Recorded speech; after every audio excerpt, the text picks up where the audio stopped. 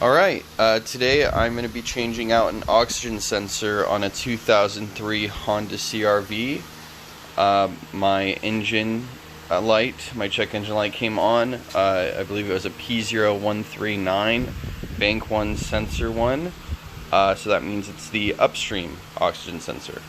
So I'm going to go ahead and get started.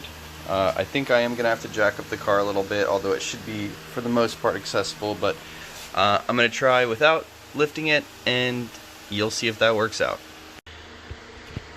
Alright, so to change an oxygen sensor on most cars, but more specifically on a 2003 Honda CRV, you're going to need a set of oxygen sensor sockets. And you can get these, you can rent them for free.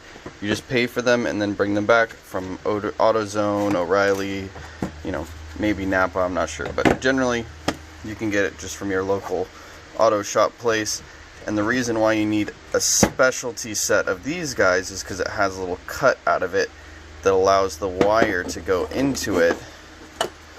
That's backwards. The wire to go into it and slide down, and then you can take it off. Also, something that you should have is some kind of a lubricant. I prefer PB Blaster, but WD-40 works in a pinch. And then some anti-seize lubricant. This oxygen sensor came with something, but I think I'm still going to use my Permatex. A couple of ratchets and a breaker bar in case it gets tough, because where the oxygen sensor is, it gets hot and it cools, and it gets hot and it gets cool. So the chance for rust is pretty high. So you want to make sure you don't break an oxygen sensor in your catalytic converter and muffler setup. So yeah, I think, oh yeah, and then a flathead screwdriver or some needle nose for the clip of the oxygen sensor. Where are you? Right there. Sometimes you can just do it with your fingers, but sometimes you might have to get some needle nose just to grab it and pinch and pull off. So now I am going to get underneath the car, spray a little bit of lubricant on the oxygen sensor, the old one, and see if it comes out nice and easy. So a huge thing is you never want to work on this when it's hot. The muffler and exhaust system where the oxygen sensors are located, it is melt your skin hot. So just make sure it's at ambient temperature when you're working on it. And if you need to heat things up, that's fine if the oxygen sensor won't come out with normal lubrication, but you don't want to catch your forearm on any part of this muffler. So please be safe. Alright, so I've found the upstream oxygen sensor, and it looks like I won't have to jack up this particular car, but your make and model may vary, and also your oxygen sensor placement will very much so vary. But the difference between the upstream and downstream is pretty simple. Before catalytic converter and after catalytic converter. You can actually see both of them here. So what I'm going to do is I'm going to go ahead and unclip the upstream one, because that's what I'm changing out today.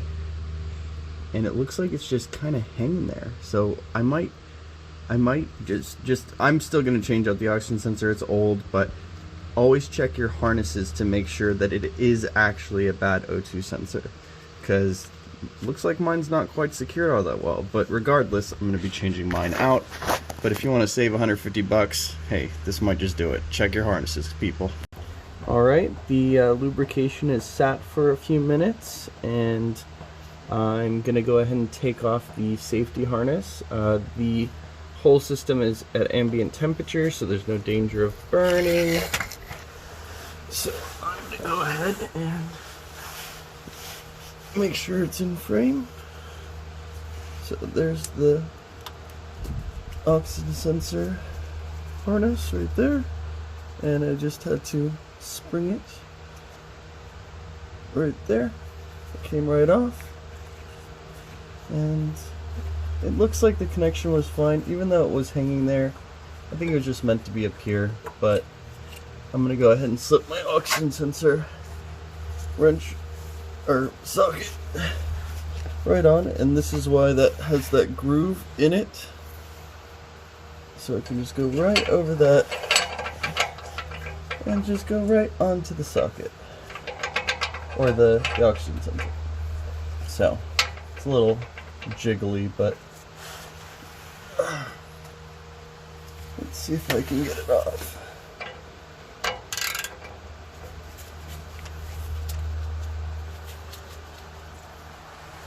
Oh yeah, this is gonna take an edit.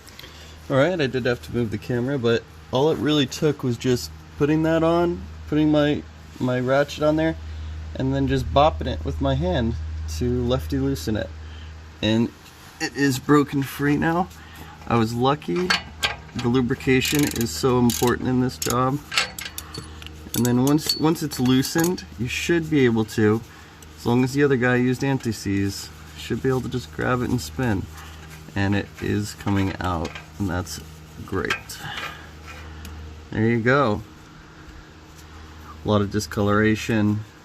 This, I believe, may be a stock. Let's see, no, it is Denso. It is Denso. So I'm gonna go ahead and grab the new one, put some anti-seize on the threads, get it in there, and this job is done. And if you follow along, you might just save a couple $100 on doing this. This is probably about a 10-minute job. Didn't even need to jack up the car. Alright, here's the new oxygen sensor. I might have put a little too much anti-seize, but it's not a big deal. And yeah, I'm gonna go ahead and just thread it back into the hole over there. And it's a little too stiff down here to do it while holding a camera, but just put it in and you spin. And then attach the connector, and then tuck the wire in. I'll show you what that looks like after I'm done.